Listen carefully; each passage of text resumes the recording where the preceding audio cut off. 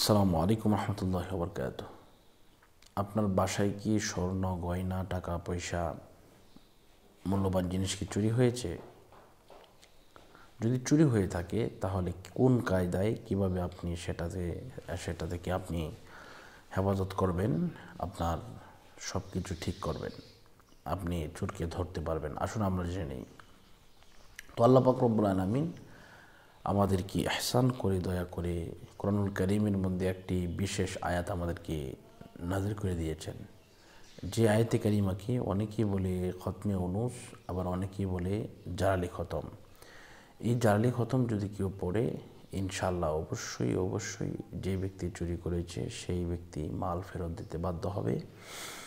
যদি না দেয় তাহলে তার গলা দিয়ে নাক দিয়ে রক্ত বের হবে ইনশাআল্লাহ। তো আমরা যদি পড়াইয়া দিতে চাই, ইনশাআল্লাহ আমাদের সাথে যোগাযোগ করবেন এই নাম্বারে 01643063744। ইমো এবং হোয়াটসঅ্যাপ দুটোটাই আছে।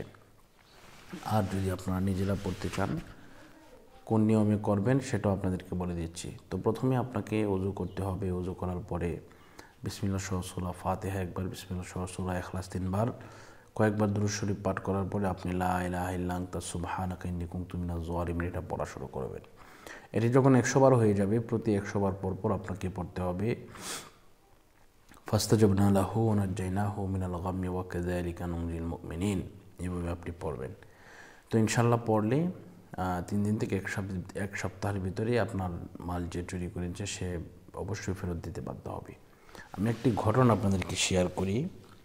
আমি আমার নানার কাছে দেখলাম, আমার নানা মসজিদের একজন ইমাম সাহেব ছিলেন। তো উনি বাড়ি থেকে মসজিদ থেকে বাড়িতে আসতে উনি একটি সাইকেল ইউজ করতেন। তো এই সাইকেলটা হঠাৎ করে দেখা গেল যে চুরি নিয়ে গেছে। তখন আমার নানা খুব ভেঙে পড়লেন। তো উনি ছাত্রদের মাধ্যমে এই জালালি খতমটা উনি পড়িয়ে দিলেন। তো পড়ানোর সাথে সাথে এটি 100 ছাত্র দিয়ে পড়লেও 2.5 থেকে 3 ঘন্টা সময় লাগে। তো উনি পড়ানোর সাথে সাথে দেখলাম যে চোর সাইকেল নিয়ে ফেরত এসেছে এবং চোরের এদিক দিয়ে ওই দিক দিয়ে রক্ত লেগে আছে, এমন অবস্থা হয়ে গেছে, কঠিন পরিস্থিতি তৈরি হয়ে গেছে। তো এই জন্য বিষয়টা হচ্ছে, তো উনি আসলেন, আসার পরে আমার নানার পায়ে পড়লেন, ক্ষমা চাইলেন, নানা ক্ষমা করে দিলেন, মহৎ মানুষ ছিলেন। তো বিষয়টা হচ্ছে জালালি খতমের এত পাওয়ার, এটা আল্লাহর কোরআনের আয়াত, এটা কোরআনের মুআজিজা।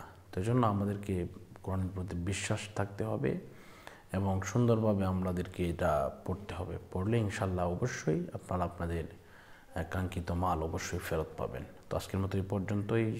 সকলের সুস্বাস্থ্য এবং দীর্ঘায়ু কামনা করছি। বিদায় নিচ্ছি। আসসালামু আলাইকুম ওয়া রাহমাতুল্লাহি ওয়া বারাকাতুহু।